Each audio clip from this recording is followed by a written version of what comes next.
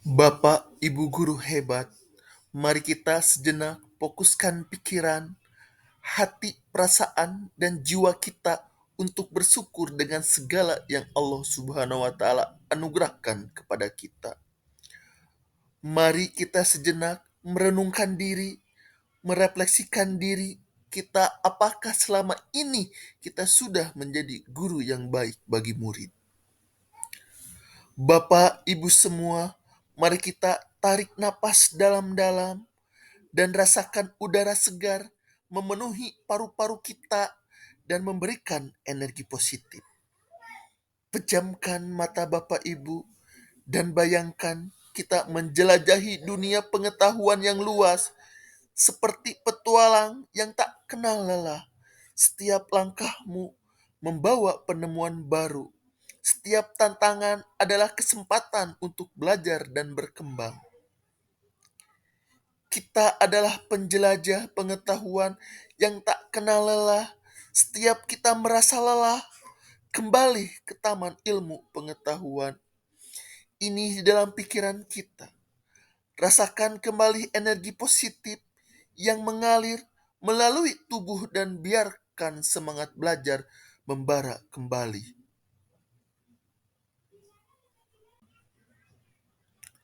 Bapak, Ibu guru, sebuah pelajaran ataupun makna kehidupan bisa dipetik dari mana saja. Entah dari orang tua, teman, orang tak dikenal, bahkan musuh sekalipun. Akan tetapi, umumnya pelajaran didapat dari proses pendidikan, yakni guru. Di negara kita, tidak semua guru mendapat bayaran yang besar. Kadang upah yang mereka terima tak sebanding dengan ilmu yang dibagi. Lantas, mengapa masih banyak orang yang ingin menjadi guru? Terkadang nilai kebahagiaan saat melihat murid mengerti atas materi yang diajarkan sangatlah menyenangkan. Kesenangan dalam mendidik seorang anak tidak bisa dibeli dengan materi ataupun uang. Guru yang baik adalah mereka yang patut dicontoh karena jasa yang mereka beri sangatlah berarti bagi masa depan muridnya. Tanggung jawab guru sangatlah besar karena menyangkut masa depan seseorang atau lebih besar lagi masa depan bangsa ini.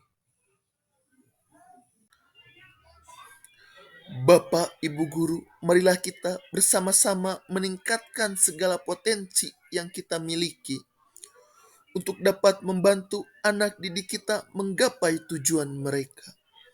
Sungguh kita merindukan kelak murid-murid kita bukan hanya orang-orang yang sukses secara ekonomi, tapi juga mereka mulia dalam akhlak. Karena itulah yang paling kita mimpikan. Marilah kita bertekad menguatkan diri untuk terus mengasah diri untuk menjadi guru inspiratif bagi murid-murid kita. Kita ingin dikenang sebagai guru yang inspiratif bagi murid-murid, yaitu guru yang kata-kata serta perilakunya bisa diteladani. Bismillahirrahmanirrahim. Assalamualaikum warahmatullahi wabarakatuh. Waalaikumsalam warahmatullahi wabarakatuh. Panginten, punten serta aksana abdi ngaganggu waktu Bapak Ibu sadayana karena panginten istirahat abdi gaduh tugas panginten anu kedah dilaksanakeun tentang diseminasi budaya positif. Ya. Saat lebar kanu inti materi, kita kayak beberapa agenda yang harus dilaksanakan terlebih dahulu. Pertama sambutan ya dari perwakilan Bapak Ibu kepala sekolah. Kedua adalah intinya pemaparan materi. Kemudian yang ketiga itu doa dan terakhir adalah penutup. Untuk mengefisienkan waktu, kita masuk pada agenda yang pertama itu sambutan dari Ibu Yani. Kami persilakan.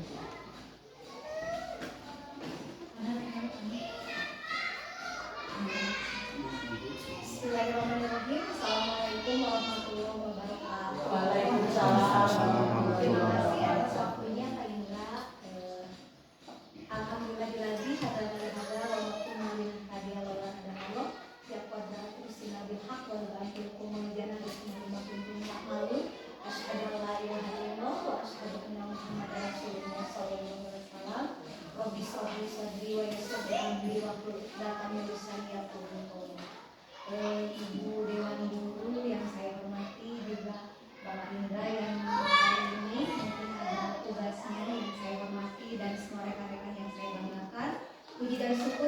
memuliakan hadirat Allah yang Maha Ghafur. Alhamdulillah pada hari ini saya diberi kesempatan untuk menyambut mewakili dari rekan-rekan guru semuanya bahwa hari ini Pak Indra ada tugas yaitu tentang budaya positif. Mudah-mudahan kita sebagai guru ya semuanya mendapatkan apa yang Pak Indra rasakan juga kita rasakan sebagai guru calon CGP calon guru penggerak. Mudah-mudahan ini bukan hanya Pak Indra mungkin, tapi kita semua sebagai tim guru yang ada di sini mudah-mudahan kita kebahagiaan bahwa dengan adanya CGP itu memang betul-betul merasakan bahwa kemajuan juga peluang-peluang besar bagaimana seorang CGP itu bisa bagus dan bermanfaat sekali. Mudah-mudahan dalam sambutan ini mungkin bisa mendukung ya Pak Indra. Mudah-mudahan Pak Indra dapat berjalan dengan lancar dan sukses dan di akhirnya bisa ditiru oleh kita semua. Terima kasih. Mungkin itu saja sebagai sambutan. Mohon maaf bila ada kata-kata yang kurang berkenan. Wassalamualaikum warahmatullahi wabarakatuh. Sebelumnya saya ucapkan terima kasih kepada Ibu Yani yang sudah menyempatkan waktunya untuk sambutannya. Langsung saja Bapak Ibu biar tidak menyita waktu, yang langsung ke agenda yang kedua yang inti dari diskusi hari ini. Saya berdiskusi bukan untuk menyampaikan materi ataupun apapun, tapi kita berdiskusi saja ya. Seperti pada pertemuan sebelumnya, mari kita berdiskusi apa itu budaya positif. Ya. Budaya positif ya, perwujudan dari nilai-nilai atau keyakinan universal yang ada diterapkan di sekolah. Ya, sebenarnya sekolah itu memiliki budayanya masing-masing ataupun nilai-nilai norma yang diyakini ya oleh sekolah tersebut. Nah, bagaimana apakah kita sudah mengaplikasikannya ataukah kita sudah menguatkan budaya yang ada di sekolah itu? Itu jadi pertanyaan besar bagi diri kita ya. Makanya di sini saya mencoba ya kita berdiskusi apa itu budaya positif, terus apa sih yang harus kita lakukan untuk menciptakan budaya positif di sekolah itu sendiri. Nah, adapun konsep inti yang akan kita bahas ya, ini adalah cakupan dari budaya positif. Pertama ada perubahan paradigma belajar ya. Kedua ada disiplin positif. Ketiga ada nilai-nilai kebajikan. Keempat ada kebutuhan dasar manusia. Kelima ada motivasi perilaku manusia. Keenam ada posisi kontrol kita sebagai guru. Kemudian ketujuh keyakinan kelas. Dan yang kedelapan adalah segitiga restitusi. Nah, ini adalah konsep-konsep yang ada pada budaya positif. Bagaimana cara kita seorang guru ataupun elemen yang ada di sekolah menciptakan sebuah budaya positif untuk apa? Memfasilitasi kebutuhan peserta didik yang aman dan nyaman. Nah, sini coba ya Bapak Ibu kita refleksikan dulu. Coba Bapak Ibu berpasangan yang saling berpasangan, yang guru satu atau memegang ya seperti ini. Anggap kita ini menyimpan suatu hal yang berharga dalam genggaman kita. Kemudian yang teman kita mencoba membuka genggaman kita. Ya, jadi ibu menggenggam dengan sekuat tenaga, terus teman ibu yang sebelah membukanya. Ya. Coba ibu kita praktekkan sama-sama. Coba ibu bapak berhadapan, saling berhadapan. Siapa yang mau menggenggam, siapa yang akan membuka. Ya. Siapa yang satu saja ibu. Ya, satu saja. Coba sekarang. Pak, ini harus dipertahankan agar tidak terbuka. Harus dipertahankan agar tidak terbuka. Bagaimana itu ada sesuatu yang ada dalam apa harga milik kita itu sangat berharga, maka kita genggam. Di sini ada urat gitu. Iya, mau ada emas, mau ada apa, kita perhatikan. Coba Bapak Ibu, coba yang digenggam siapa, terus coba yang temannya coba membuka dengan sekuat tenaga, mau dibujuk, mau dirayu, mau dibuka dengan paksa, coba. Coba, Ibu, silakan kita praktekkan. 1, 2, 3.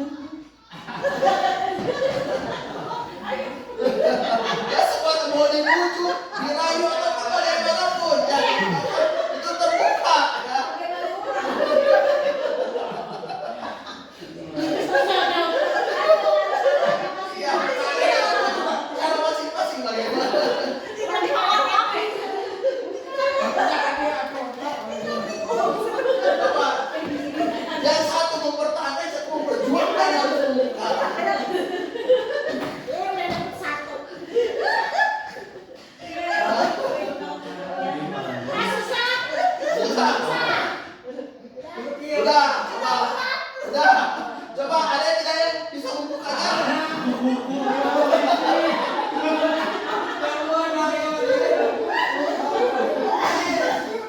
Coba ayo pamit sama Pak Nay.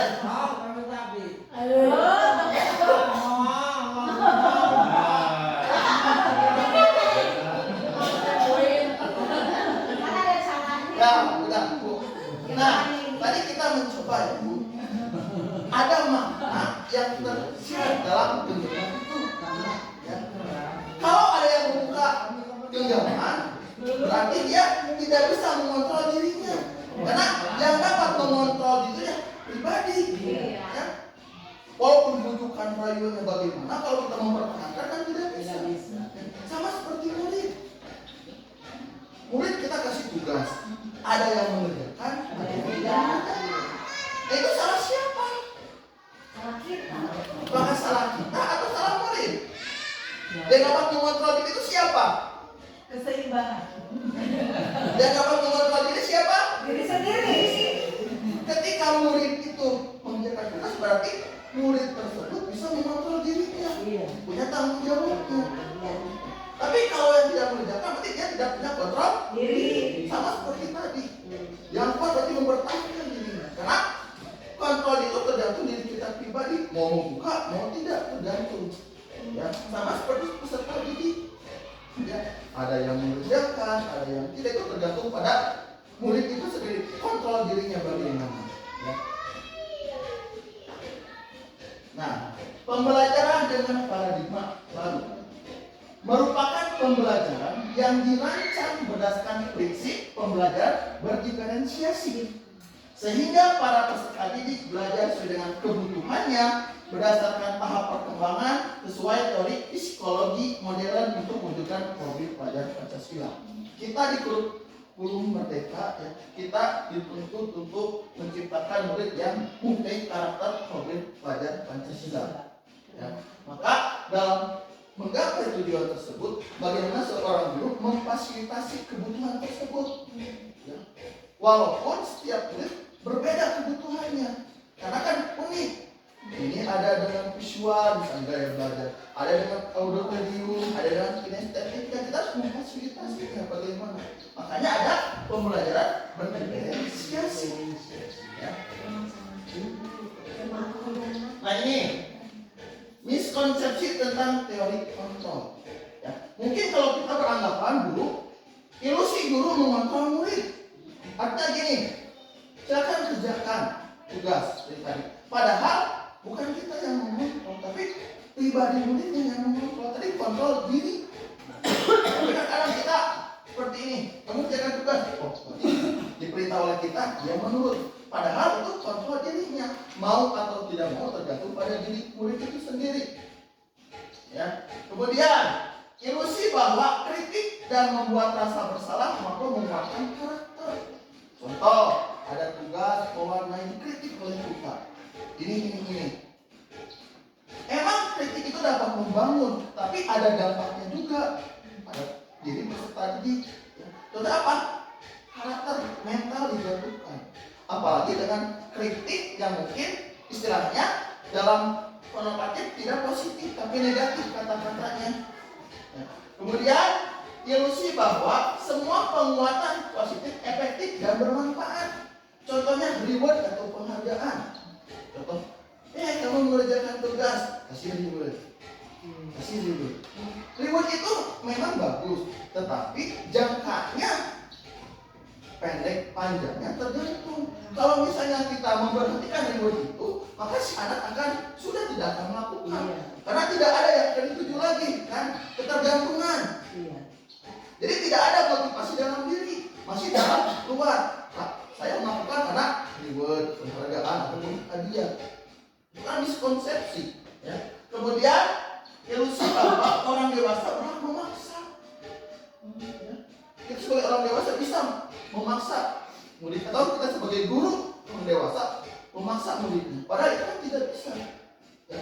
Bukannya tidak disarankan atau tidak sesuai. Ya. Seharusnya itu datang pada motivasi diri murid sendiri. Kalau dipaksa, tidak ada motivasi diri. Ya. Sehingga kedepannya dia ada kan apa nyadar dirinya, tanggung jawabnya. Nah ini konsepsi pada teori kontrol. Nah, mengubah paradigma stimulus respon ke pendekatan teori kontrol. Respon itu kan rangsangan. Tadi kamu kerjakan tugas kan rangsangan, baru mengerjakan atau tidak. Nah, sekarang kita lihat dan kita merubah paradigma itu dari stimulus respon ke teori kontrol.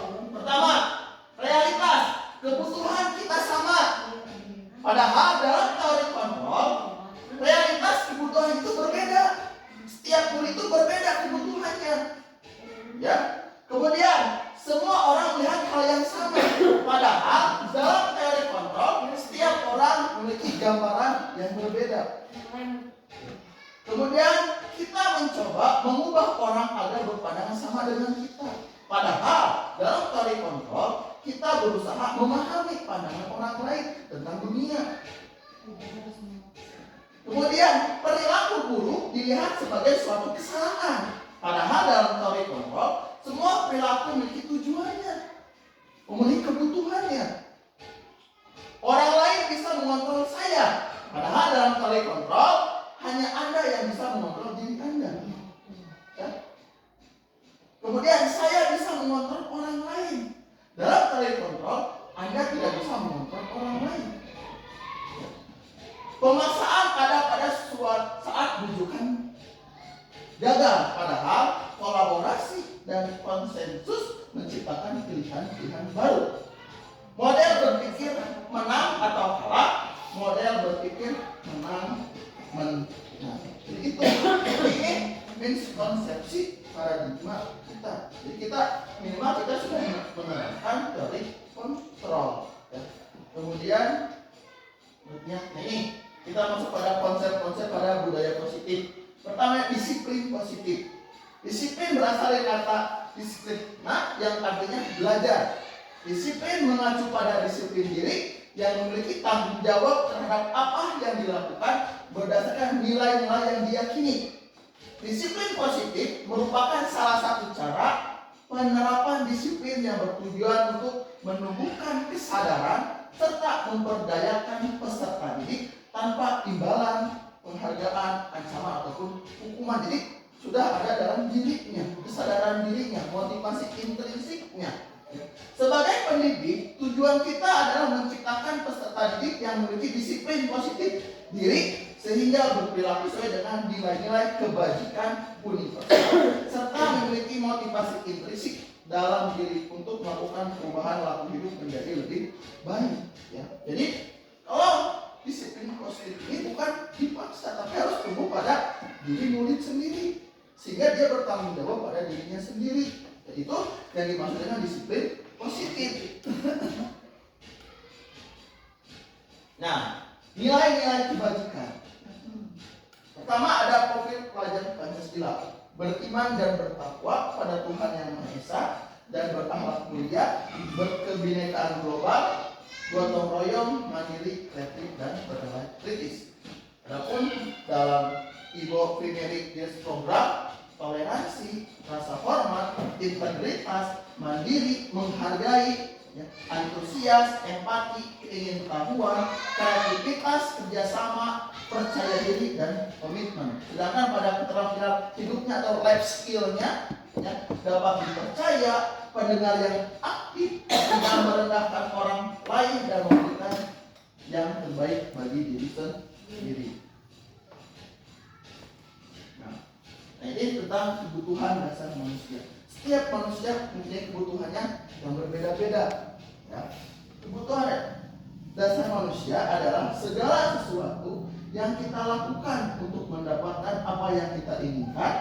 Seluruh tindakan yang kita lakukan memiliki tujuan tertentu dan semua usaha terbaik yang kita lakukan adalah dalam rangka agar kebutuhan dasar kita itu terpenuhi dengan baik. Contoh, anak yang melakukan kesalahan, padahal anak itu pasti ingin memenuhi kebutuhan dasar dirinya.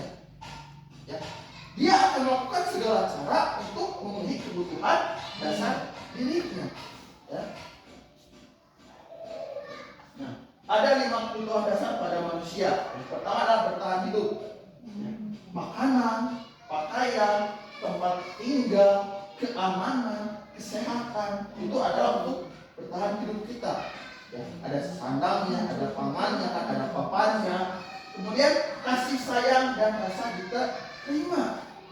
Rasa diterima, dipedulikan, berbagi, kerjasama, menjadi bagian dalam sebuah kelompok. Kadang kan murid itu melakukan kesalahan untuk menarik perhatian dari guru. Itu untuk kasih sayang. Kemudian penguasaan, harga diri, keinginan untuk dianggap, memimpin, berprestasi, diakui dan didengar.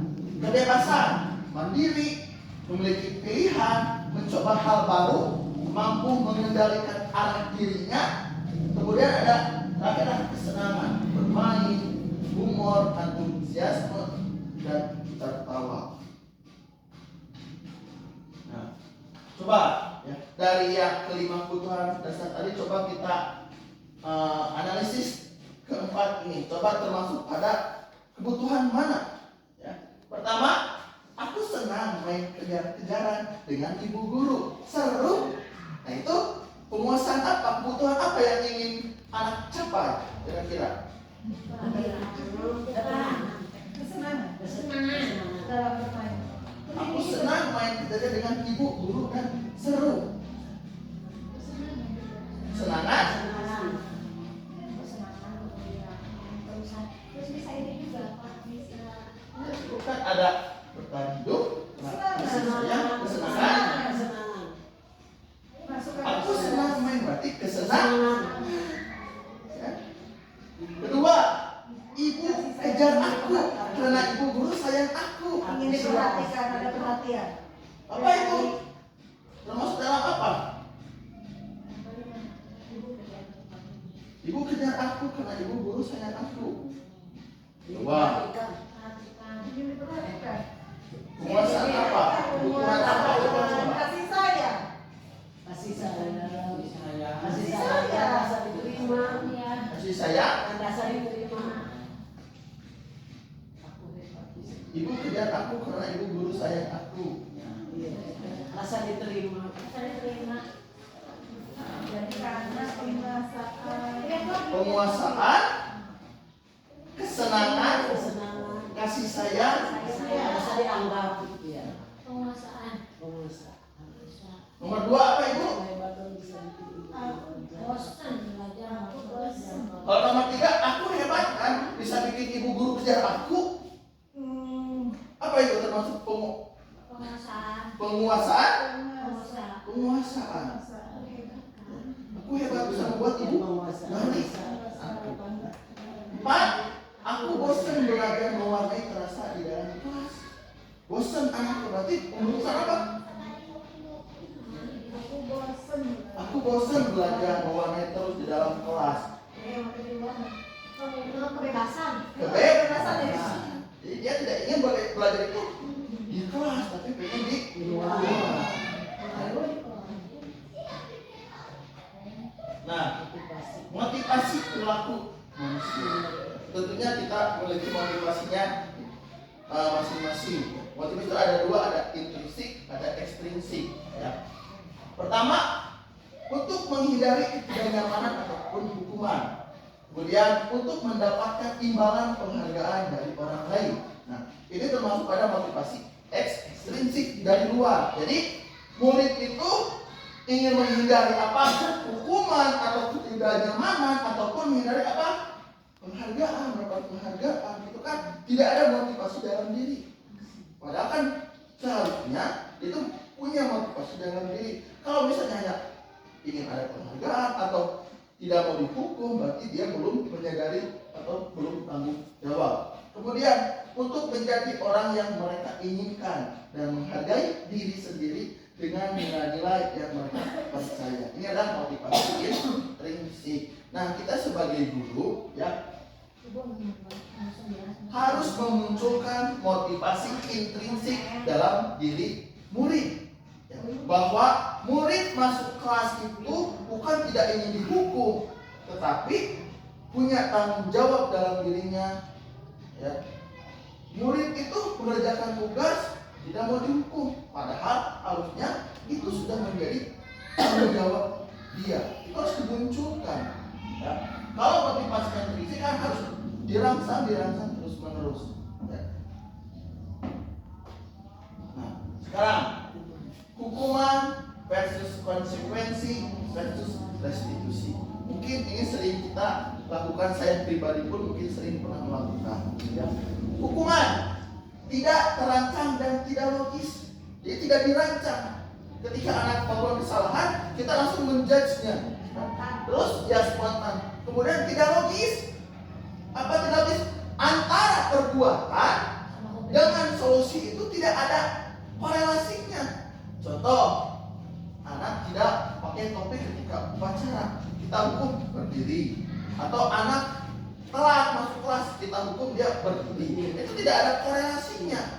Kemudian tidak dirancang secara spontan tadi. Kemudian guru yang menentukan hukuman satu arah. Kamu tidak telat masuk kelas, silakan berdiri di depan kelas. Ya, itu kan guru yang menentukan. Kemudian yang ketiga, bersifat satu arah tadi, karena guru yang menentukan. Kemudian berupa hukuman fisik ataupun psikis, bisa berupa fisik ataupun psikis atau verbal.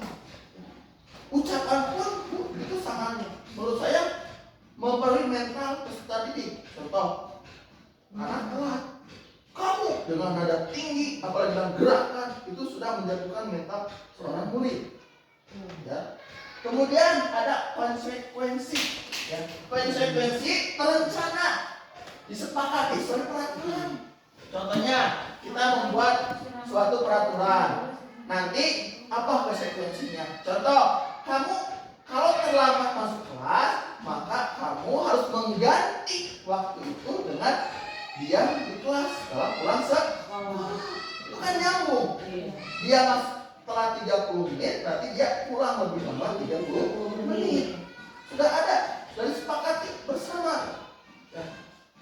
Kemudian sikap guru selalu memonitor sebagai pemantau, karena anak sudah tahu ketika dia berbuat kesalahan, maka konsekuensinya apa, solusinya apa, nah, seperti itu. Sehingga kita hanya memantau apakah anak itu melakukan atau tidak. Kemudian bersifat logis, artinya ada hubungan korelasi antara perbuatan dan solusi yang diberikan. Ya. Sedangkan restitusi, proses menciptakan kondisi bagi murid untuk memperbaiki kesalahan. Proses kolaboratif untuk murid mencari solusinya sendiri. Anak melakukan kesalahan, kita panggil, kita diskusi apa permasalahannya, dia melakukan kesalahan, bagaimana, apa dia memperbaikinya ke depannya. Jadi dia muncul, perbuatan dia langgar, solusinya pun dia yang menentukan. Kita hanya coba sebagai apa? Membantu dalam berkolaborasinya saja. Ya, itu antara hukuman, konsekuensi dan restitusi. Nah, coba sekarang Ibu kita refleksi bersama ya. Mencatat 100 kali di dalam buku kalimat, saya tidak akan terlambat lagi. Konsekuensi dia yang melakukan, dia harus yang membereskannya. Ya. Kemudian murid diminta untuk push up 15 kali karena tidak menggunakan masker ke sekolah. Hukuman. Berdiri di depan kelas sambil mengangkat kaki satu karena tidak bisa menjawab pertanyaan. Hukuman. Kemudian membersihkan WC karena merusak pensil teman. Hukuman. Lari keliling lapangan karena terlambat 10 menit saat pelajaran pejok. Hukuman. Hukuman konsekuensi. Soalnya itu PJJ. Nah, ini adalah konsekuensi karena ada hubungan dengan pejok olahraga. Ya, terus, nah, Ibu sudah bisa mengidentifikasi, membedakan mana konsekuensi, mana hukuman. Nah, sekarang 5 posisi kontrol guru. Kita ketika melakukan tindakan pada murid yang melakukan kesalahan atau perbuatan yang menyimpang, nah kita berada pada posisi yang mana? Apakah penghukum? Seorang penghukum bisa menggunakan hukuman fisik ataupun verbal. Pembuat merasa bersalah, akan menggunakan keheningan yang membuat orang lain merasa tidak nyaman, bersalah atau rendah diri. Atau teman, guru pada posisi ini tidak akan menyakiti murid, namun akan tetap berupaya mengontrol murid melalui persuasifnya, hubungannya. Kemudian ada pemantau. Posisi pemantau berdasarkan pada peraturan dan konsekuensi yang sudah dibuat atau sudah disepakati.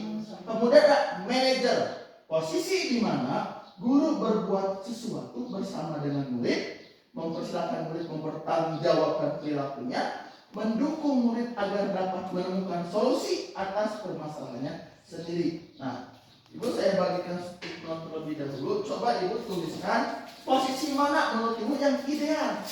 Ya. Tidak usah ditempel, itu cukup ditulis saja, disimpan, nanti kita samakan. Dua atau satu pilihannya? Satu saja. Posisi mana yang menurut ideal? Biar bagi seorang guru kan. Iya.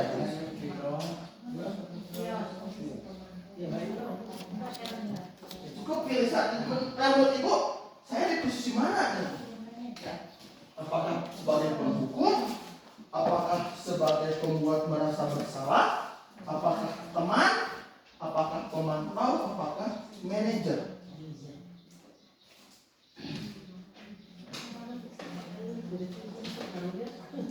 Tulis saja nanti, jangan dikumpulkan, nanti kita sama-sama. Tidak Bu, dicatat saja biar tidak lupa. Ada 5 penghukum, pembuat merasa bersalah, teman, pemantau ataupun manajer.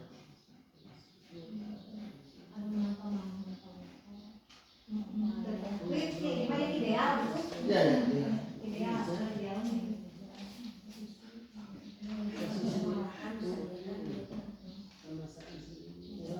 Sudah Ibu? Bapak sudah? Kita lanjutkan terlebih dahulu sebelum kita menyamakan persepsi kita. Nah ini contoh penerapan 5 posisi kontrol guru. Kasusnya itu terlambat masuk kelas murid itu. Sebagai penghukum, tindakannya adalah berdiri di depan kelas selama 30 menit. Ya, jadi langsung menjudge. Ya. Kemudian kalau pembuat merasa bersalah, sudah berapa kali Bapak Ibu bilang jangan terlambat. Kamu selalu mengecewakan kepercayaan Bapak atau Ibu. Nadanya lemah lembut, tetapi ada maknanya, ya. Konotasinya. Intonasi berarti berpengaruh. Teman, ayo dong ikuti aturan sekolah. Tolong bantu Bapak atau Ibu.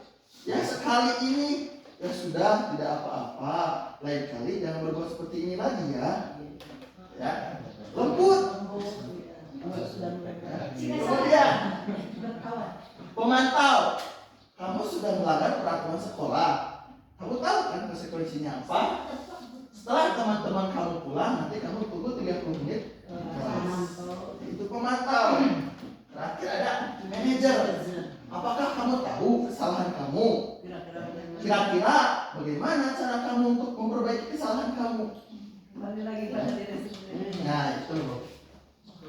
Nah coba sebelum kita jawab, kita lihat dulu Ibu video untuk lebih memahami. Ini adalah contoh kasus. Ini posisi penghukum, kita lihat sama-sama. Tuh, banyak.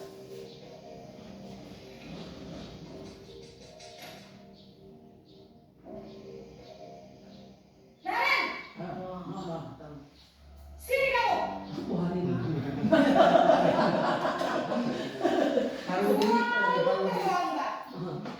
Kamu deh pasti terlambat. Maaf Bu, saya Apa coba?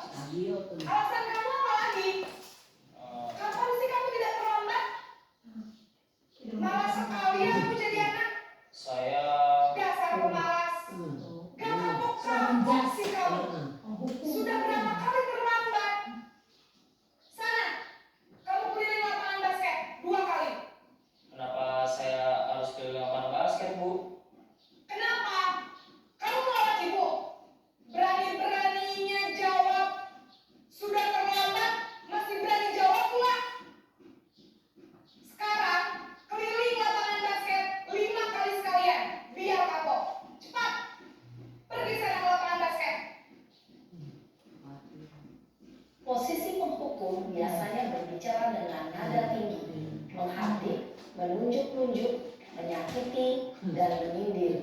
Hukuman bisa berupa fisik maupun psikis. Ibu dan bapak guru hebat. Dampak yang terjadi pada murid ketika guru berada pada posisi penghukum adalah murid cenderung akan memberontak, bahkan menyimpan dendam. Ini bisikan gua pasti pembuat merasa bersalah. Sama kemarin lagi gua. Gimana sih Pak Guru?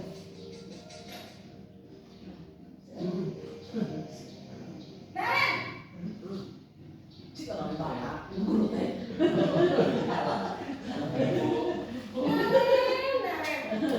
Kamu kenapa terlambat lagi, Nak? Oh, ini salah. Ya Tuhan, Naren. Kamu senang ya bikin ibu susah ya? Kalau kamu terlambat Nadanya lembut. nanti ibu yang ditegur bapak kepala sekolah, Nak. Disangka ibu tidak bisa membina kamu. Duh, gimana ini? Maaf Bu, Duh, Gusti Naren. Kamu suka ya kalau ibu ditegur bapak kepala sekolah? Terus, sekarang ibu harus tulis apa ini di buku absen? Ini kamu sudah sering terlambat loh. Ibu harus apa coba? maaf Bu, maaf sekali. Ya sudah, lain kali jangan bikin ibu susah lagi ya nak ya. Ibu tidak akan kuat lagi kalau kamu gini terus. Bisa jantungan kalau ibu ditegur bapak kepala sekolah. Sana cepat kelas. Maaf ya Bu, maaf sekali. Posisi membuat rasa bersalah berbicara dengan nada tenang, cenderung lembut. Namun kata-kata yang diutarakan membuat murid merasa menjadi orang yang gagal, memandang buruk dirinya sendiri, merasa tidak berharga, dan tidak sanggup membahagiakan orang lain. Ketika guru mengambil posisi pembuat rasa bersalah, murid akan menganggap dirinya yang bersalah dan ia akan menyimpan emosi negatif tersebut di dalam dirinya.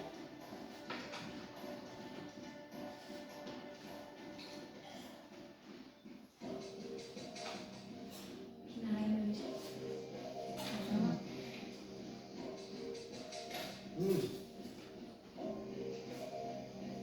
Naren, Batak. Baik Bu, wah sudah jam berapa ini nak? Terlambat lagi ya sayang. iya Bu, habis ibu saya lupa bangunkan saya Bu. Kamu malah menyalahkan ibu kamu. Kamu bukannya anak yang larinya paling kencang. Kok terlambat sih? Iya Bu, saya memang terlambat bangun tadi. Jadi biarpun saya lari kencang, tetap gak kekejar Bu. Ya sudah sana. Nanti lain kali larinya lebih kencang lagi ya. Biar gak terlambat lagi. Bikin seneng ibu. Demi ibu. Bisa kan? Bisa lah Bu. Ya sudah sana masuk kelas. Ibu beresin urusan absen kamu. Kamu ini ada les saja. Iya teman. Dalam posisi teman, guru berbicara dengan nada suara ramah, akrab, cenderung bersenda gurau untuk menjaga suasana tetap santai. Murid akan merasa senang, aman, dan akrab dengan guru.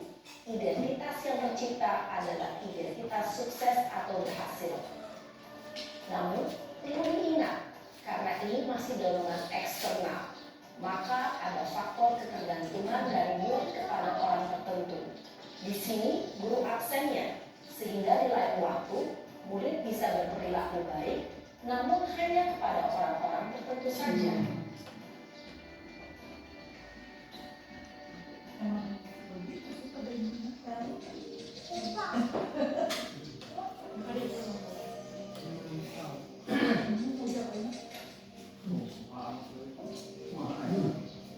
Naren,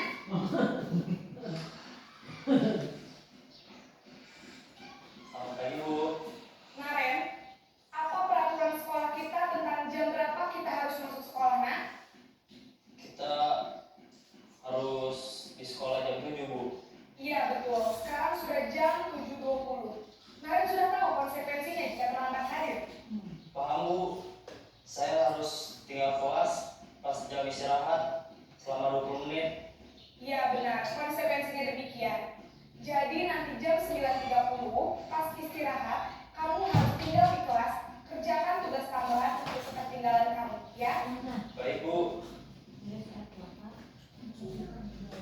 Posisi pemantau mengandalkan penghitungan atau data untuk mengontrol murid. Guru mengarahkan murid berdasarkan peraturan dan konsekuensi. Seorang pemantau menunjukkan bahasa tubuh dan ekspresi wajah yang datar dan cenderung formal. Posisi terakhir manajer. Naren!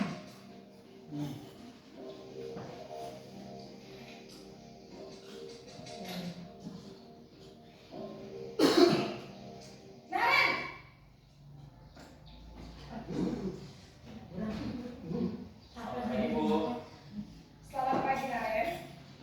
maaf Bu, saya terlambat. Iya, sekolah masuknya jam 7, sekarang sudah jam 7.20. Jadi sekarang bagaimana ini, Naren? Maaf Bu, saya lupa setel alarm saya semalam. Baiklah, menurut kamu, keyakinan sekolah yang mana yang perlu kamu tingkatkan? Menghargai diri sendiri dan orang lain mungkin ya Bu. Setuju. Jadi, apakah Naren meyakini prinsip saling menghormati tersebut? Iya Bu, saya meyakininya. Apakah Naren bersedia memperbaiki masalah keterlambatan ini? Bersedia Bu. Bagaimana kamu akan perbaiki masalah keterlambatan ini? Saya akan coba untuk tidak lupa menyetel alarm saya Bu. Baik, kalau Naren lupa menyetel alarm di rumah, ada orang yang kira-kira bisa bantu mengingatkan tidak? Ada Bu, kata saya, Kak Emma. Ada lagi selain Kak Emma? Selain Kak Emma, ada ibu saya. Baik, jadi yang mengingatkan Naren adalah Kak Emma dan ibu kamu ya? Kira-kira akan mulai set alarm kapan nih, Naren? Setelah pulang sekolah, akan segera saya lakukan. Baik, jadi Naren akan setel alarm untuk bangun besok pagi dan akan diingatkan oleh kakak dan ibunda Naren ya. Ada lagi yang mungkin perlu dilakukan, Naren, agar tidak terlambat bangun lagi. Tidak ada Bu. Baik, Naren, terima kasih untuk kerjasama kamu. Sekarang kamu perlu kembali ke kelas untuk belajar. Baik Bu, terima kasih. Posisi manajer adalah posisi kontrol yang disarankan untuk membimbing murid memiliki sikap disiplin yang positif, yaitu murid yang mandiri, bertanggung jawab, dan dapat memecahkan masalah. Tujuan dari posisi ini adalah agar murid dapat berefleksi atas tindakannya. Guru akan dengan tulus memberikan pertanyaan-pertanyaan bermakna, sehingga membuat murid dapat belajar dari kesalahannya dan mencari sebuah solusi untuk menyelesaikannya. Ibu dan Bapak guru hebat, setelah mengamati adegan kelima posisi kontrol tadi, kira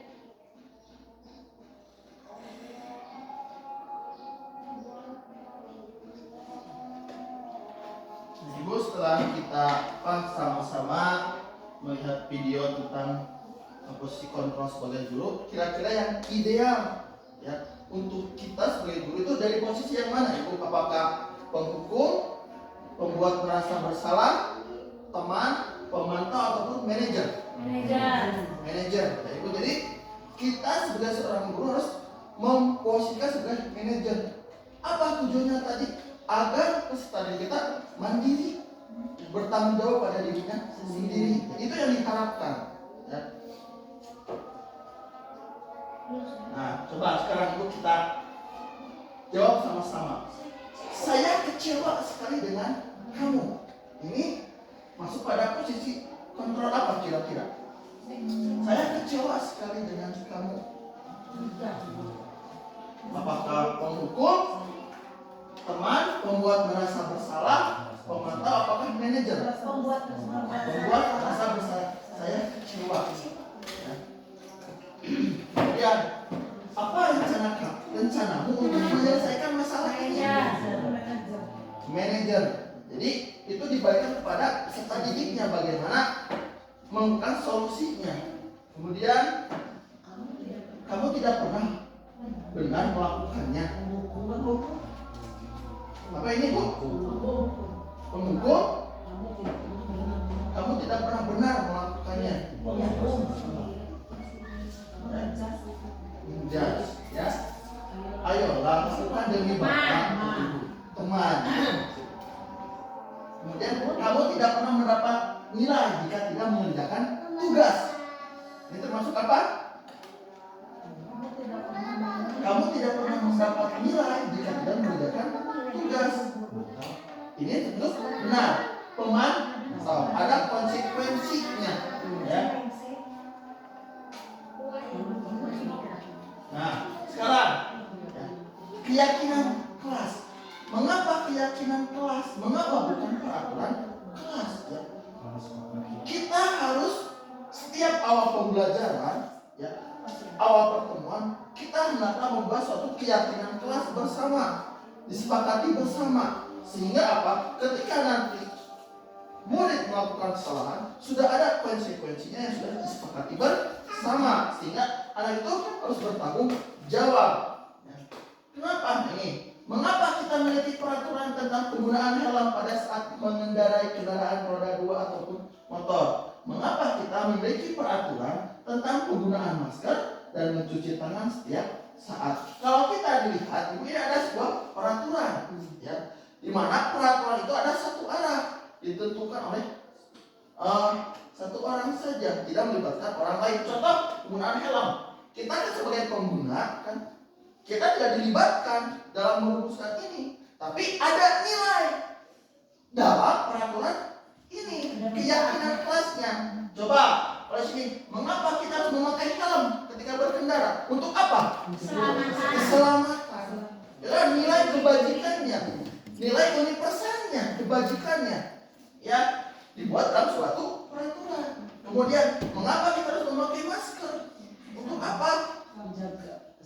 Kesehatan dan ataupun debu atau keselamatan juga. Nah, itu. Jadi kenapa bukan peraturan?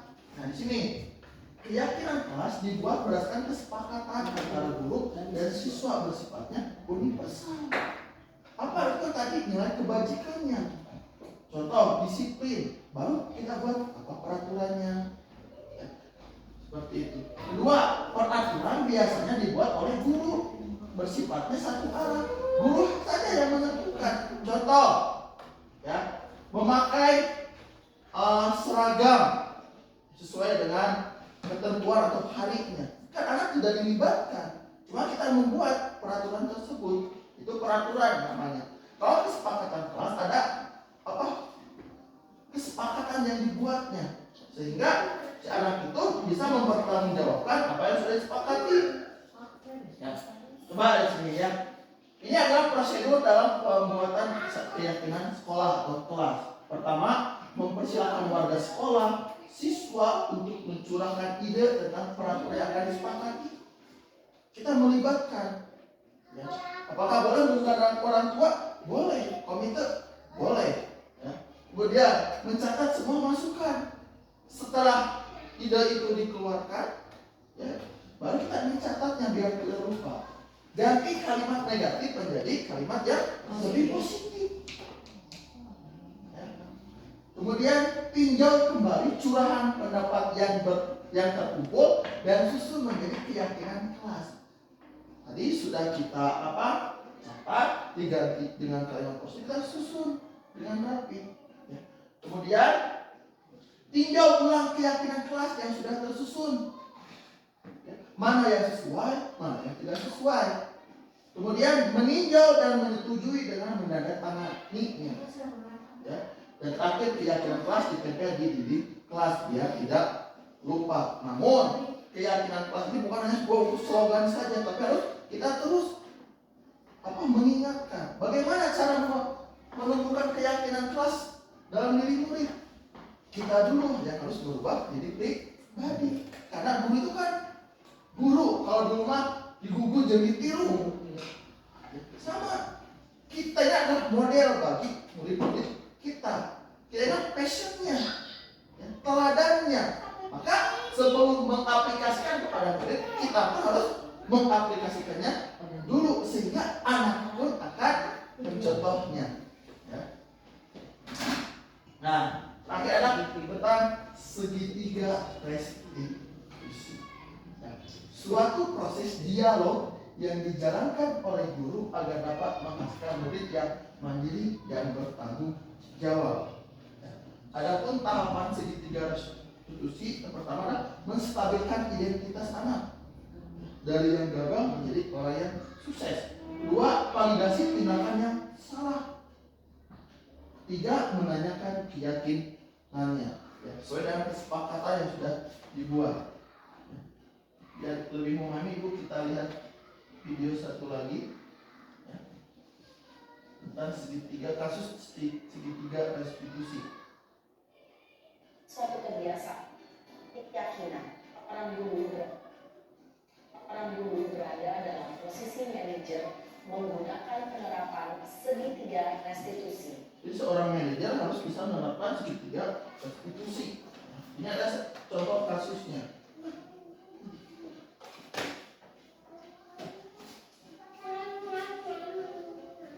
Siang, Sarah. Siapa? Sudah lama nggak ketemu Sarah?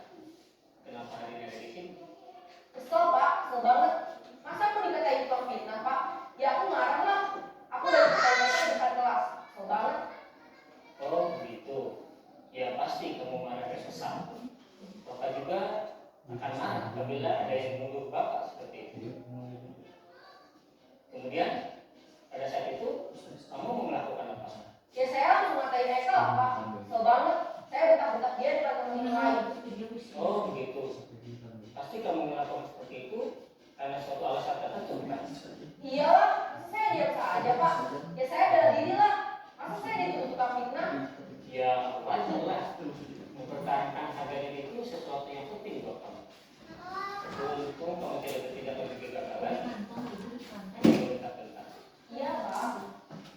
Genap Untung saya masih sabar dan hanya membentak saja. Udah gemes padahal. Saya pasti bela diri lah. Ya pasti ya. Tapi kamu memilih untuk tetap bertahan dan bersabar. Kamu memilih untuk tidak berbuat lebih parah lagi. Iya. Nah, sekarang coba kita lihat lagi tindakan kamu yang bentak-bentak Eka di kelas. Enggak lah Pak. Capek Pak dia marah. Jadi keyakinan atau prinsip mana yang kurang sesuai dengan keinginan kamu? Ya saya sebenarnya sangat menghargai orang lain. Mungkin saat itu saya menjadi emosi. Jadi tidak menunjukkan sikap itu. Kamu meyakini tidak? Menghargai orang lain itu penting buat kamu. Yakinlah Pak. Iya, setuju. Kita harus saling menghargai. Namun ada juga keyakinan yang kita sepakati yang perlu kita jalankan apabila kita sedang marah, kan? Ya saya bisa lebih proaktif. Mulai dengan diri sendiri. Saya bisa jadi lebih sabar, mengambil waktu jeda untuk berpikir mau apa selanjutnya. Kira-kira kamu bersedia memperbaiki masalah ini tidak? Sedia Pak. Kalau kamu memperbaiki masalah ini, kamu akan menjadi orang seperti apa? Saya akan menjadi orang yang bertanggung jawab kali ya Pak. Dan senantiasa proaktif. Iya, menurut kamu bagaimana rasanya menjadi orang seperti itu? Ya nyaman lah. Bangga bisa bersabar dan tahan diri. Baiklah kalau begitu. Yuk kita pikirkan bagaimana memperbaiki masalah ini.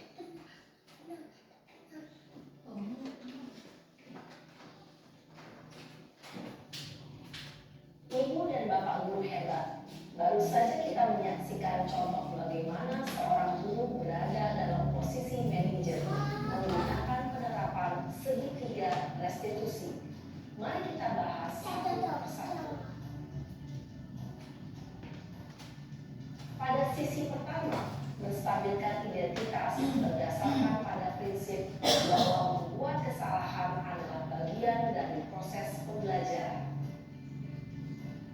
Sisi pertama dari segitiga ini berperan menggeser identitas murid dari identitas gagal ke identitas sukses. Murid yang sedang bertingkah laku yang tidak pantas atau menarik diri saat itu sedang mengalami identitas gagal. Bila kita mengkritiknya, maka posisinya tidak akan berubah. Kita bisa mengajukan pernyataan ini. 1. Membuat kesalahan sesuatu yang wajar.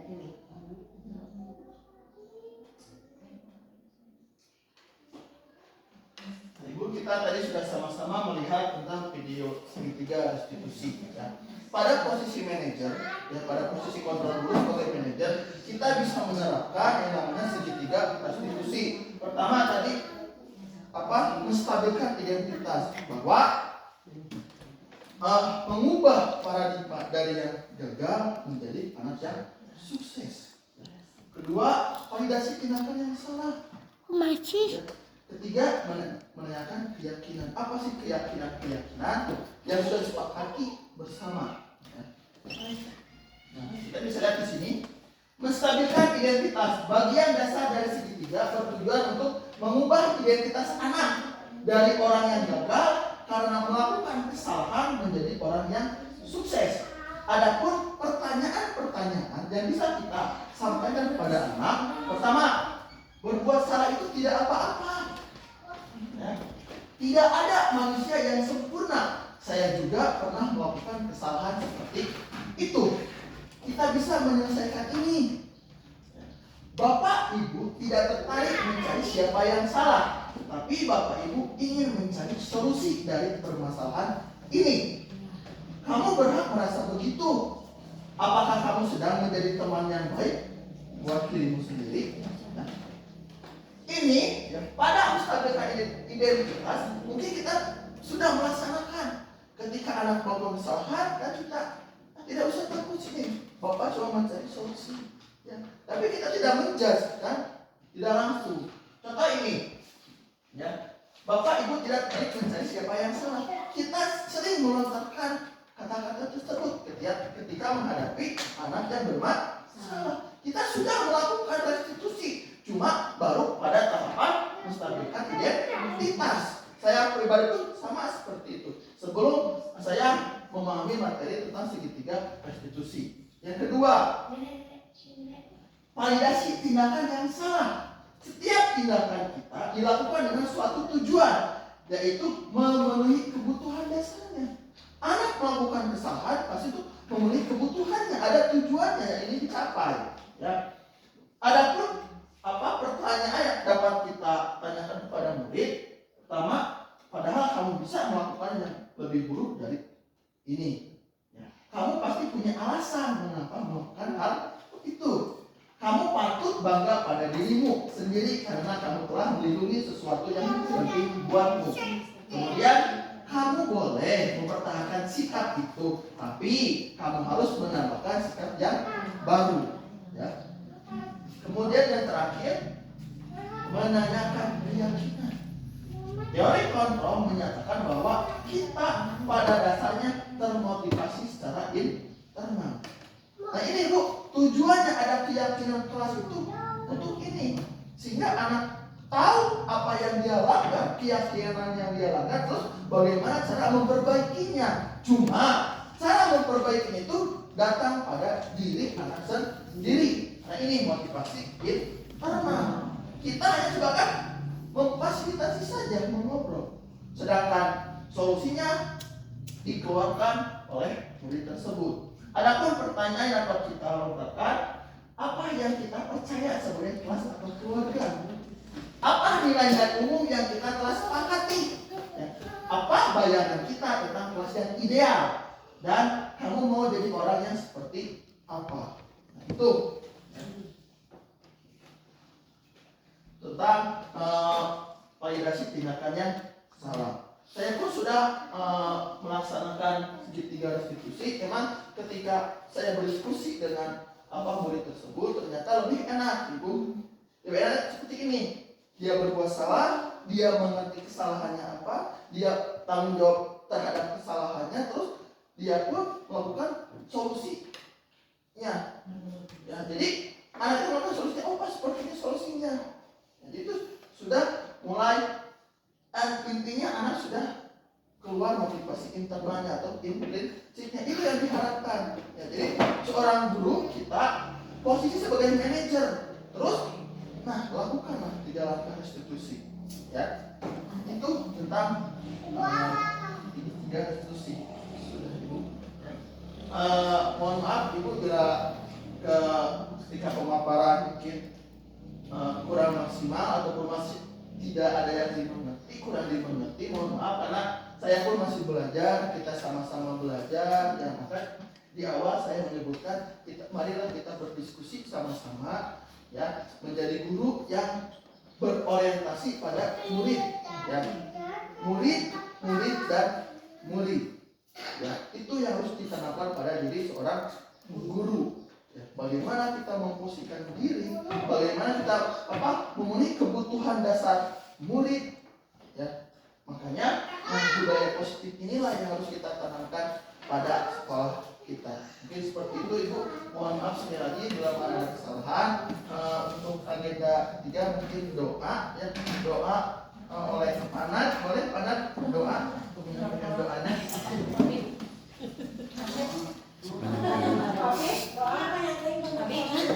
Si panjang teuing.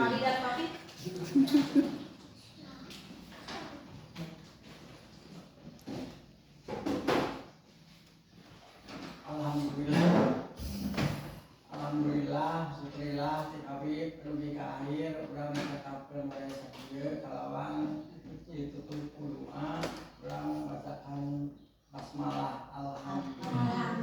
Alhamdulillah. Alhamdulillah, rabbil alamin.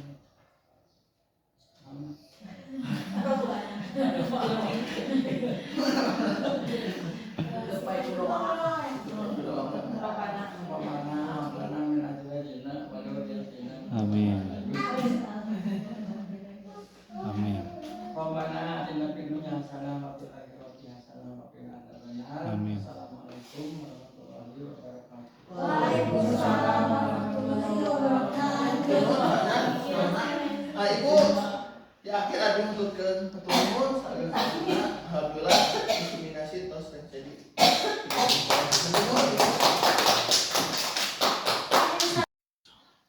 Bismillahirrahmanirrahim.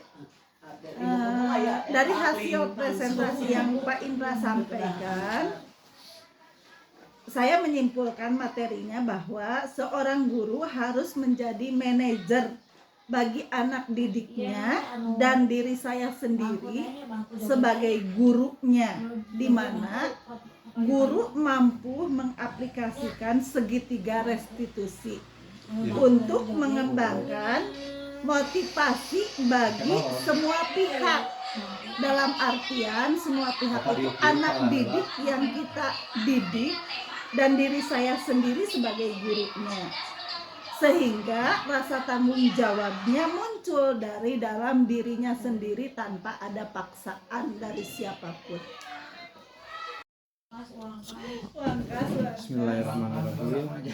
Alhamdulillah ya, setelah saya mendengarkan presentasi dari Pak Indra, saya mendapatkan ilmu baru tentang budaya positif ya, dan saya menyimpulkan bahwa pentingnya budaya positif untuk diterapkan di kelas.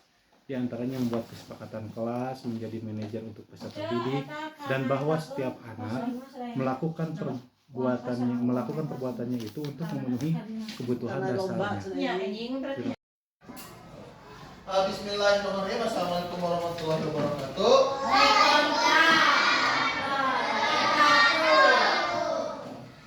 Alhamdulillah kita bisa berjumpa kembali ya dengan Bapak ya, kelas 4A.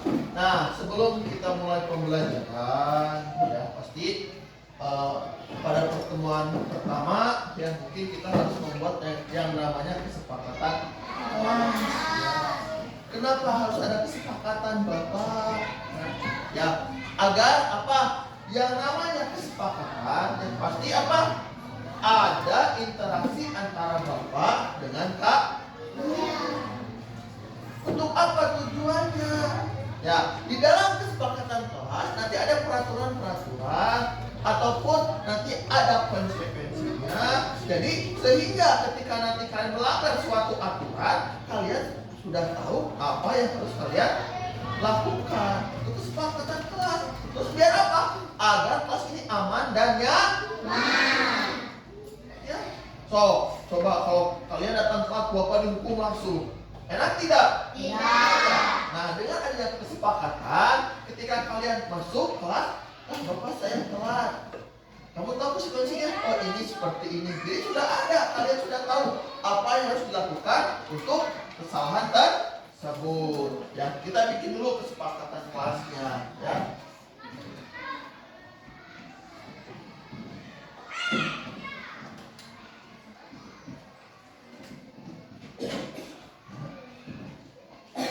Jadi kita bikin dulu, ya. Nanti kita rampukan apakah sudah sesuai, apakah belum. Berikut dengan apa konsekuensinya kalau telat harus bagaimana, ya. Coba, ya.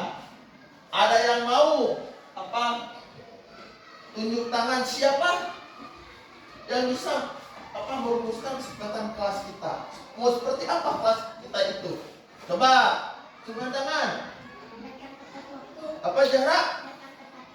Jarak datang tepat waktu. Ya, ada lagi yang lain? Jangan mengobrol di kelas. Ada lagi, Cung. Jangan malu. Apa? Jangan makan di kelas. Jangan makan di kelas. Ada lagi? Saling menghargai. Saling menghargai. Nah, coba ya. Kalian nanti tuliskan di sini ya kesepakatan kelas yang akan kita buat. Ya, coba ya. Coba bagikan dulu. Ya.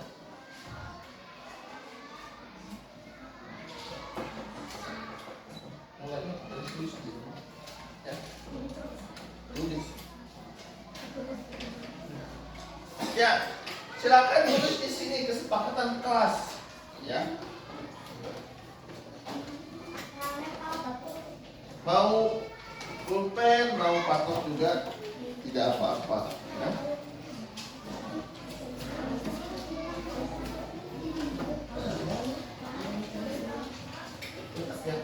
Tadi tulis kesepakatan kelas yang kalian inginkan. Nanti kita apa? Pilih mana yang sesuai, ya. Ya, tulis kesepakatannya. Ya, semuanya. Sob, gimana kalian? Tadi sudah ada yang mengutarakan, kan? Pak, seperti ini. Coba kalian ada tidak? Ya, yang lainnya. Kita tidak akan banyak-banyak. Ya, yang penting apa kesepakatan kelas yang kita buat itu bisa apa membuat kelas kita ini lebih aman dan nyaman. Satu saja per orang, cukup satu saja boleh, ya. Mau dua juga boleh, ya. Silakan tulis. Yang sudah ditulis ditempelkan di sini, ya. Itu kan bisa ditempelkan, ada yang buat perangkatnya, ya. Silakan. Boleh. Ya. Dua juga boleh. Silakan. Menurut kalian agar kelas kita ini apa? Nyaman, aman, kondusif, dan efektif dalam kita apa menimba ilmu di kelas ini. Ya, apa sih peraturan yang kita buat? Silakan tulis di sana, ya. Ya. Tadi sudah kata apa? Muhammad Rijal menerapkan perkata ajaib. Sok tulis, ya. Coba. Buang sampah pada bisa, sok silakan. Yang penting agar kelas kita ini aman, nyaman, bersih untuk proses pembelajaran. Yang sudah boleh ditempelkan di sini, ya nanti oleh Bapak dilihat, nanti kita apa rumuskan apa saja kesepakatan kelasnya.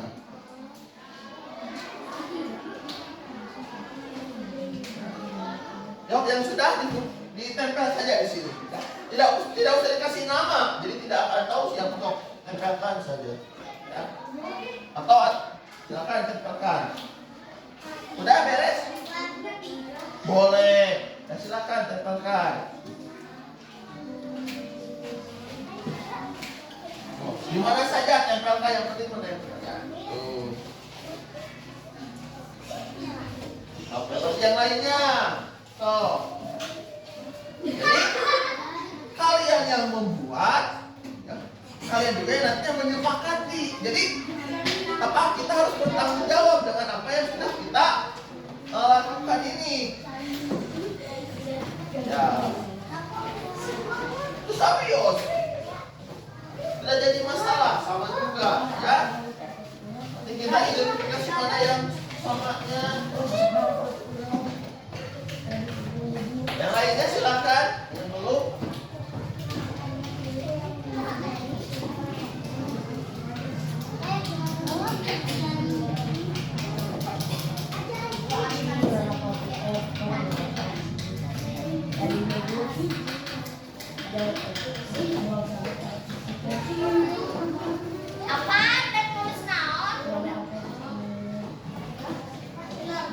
Silakan.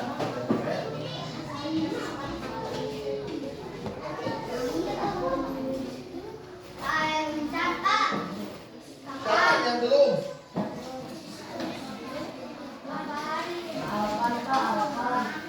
Dibantu mana?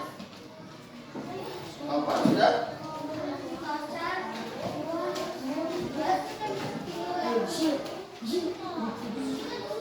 Sudah?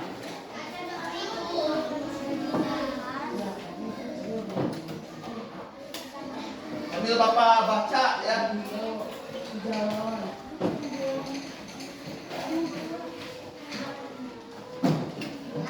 Nah, di sini Bapak sudah membaca hasil dari teman-temannya sebagian ya. Ternyata ada yang sama juga ya. Bapak baca di sini datang tepat waktu ya. Setuju tidak kalau kita harus datang tepat waktu? Setuju. Ya. Kita buat sepakatan kelasnya.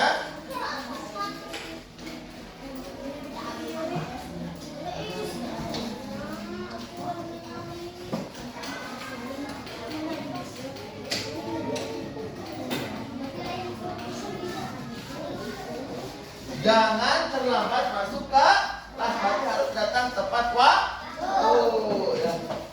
Itu yang pertama ya. Coba yang kedua ya.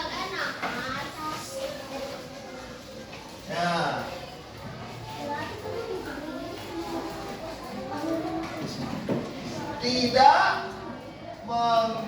mengobrol ketika belajar ya.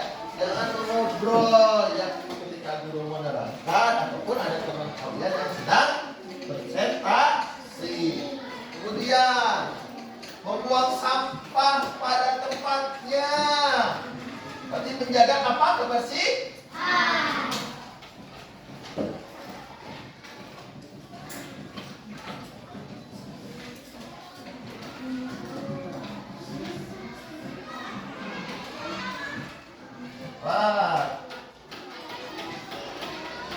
Nah ini mengerjakan tugas, maksudnya apa mengerjakan tugas? Mengerjakan PR ataupun tugas-tugas ketika yang diberikan oleh guru ya, berarti bertanggung jawab ya, harus bertanggung jawab ya, boleh.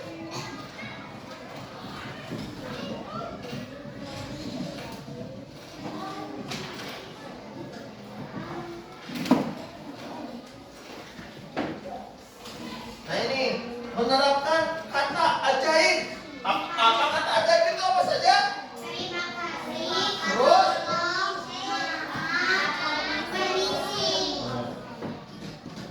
Dan pas kata ajaib ya. Coba ada lagi tidak? Oh, jangan makan di kelas ya.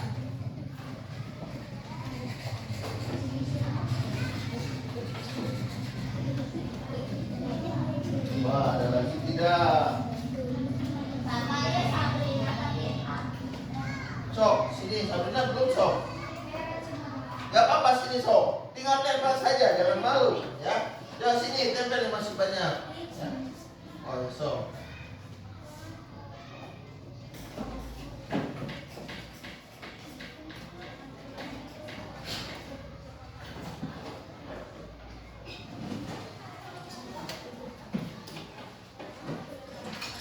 Nah ini mengerjakan pikir.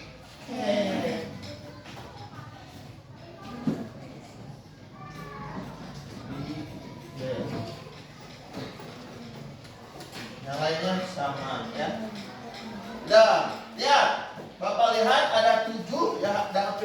semuanya. Pertama, jangan terlambat masuk kelas. Ya, sepakat tidak ini harus ada?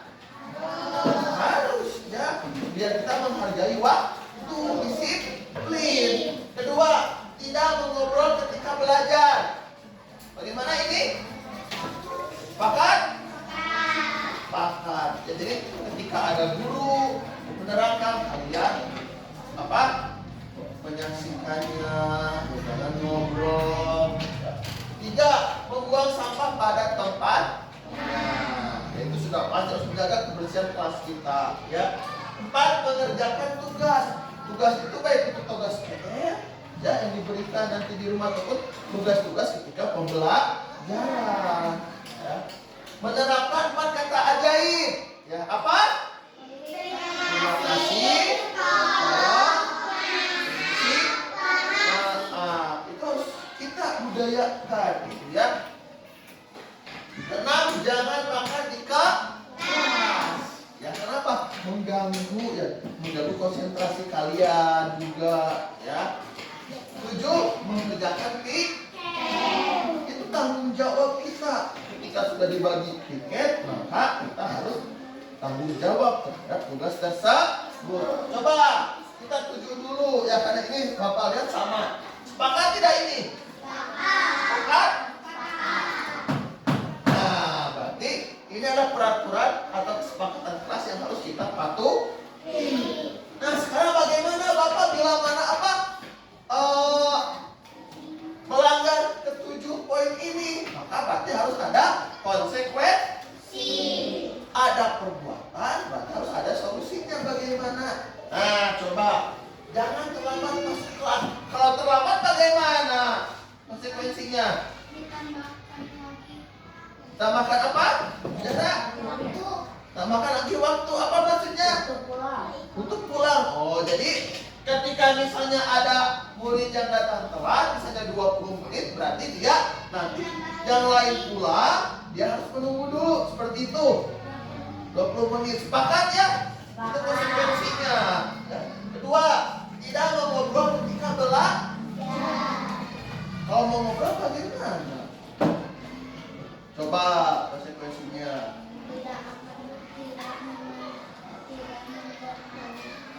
Coba. Kalau misalnya mau ngobrol bagaimana? Konsekuensinya. Boleh di kertas tulis, saya tidak akan mengobrol lagi di kelas. Nah, itu sebagai apa? Tanggung jawabnya, ya. Ketiga, membuang sampah pada tempat. Nah, kalau tidak membuang sampah pada tempatnya, apa konsekuensinya? Berarti dia harus memungut ya, sampah-sampah yang ada di kelas dimasukkan pada tempat sampah. Ya.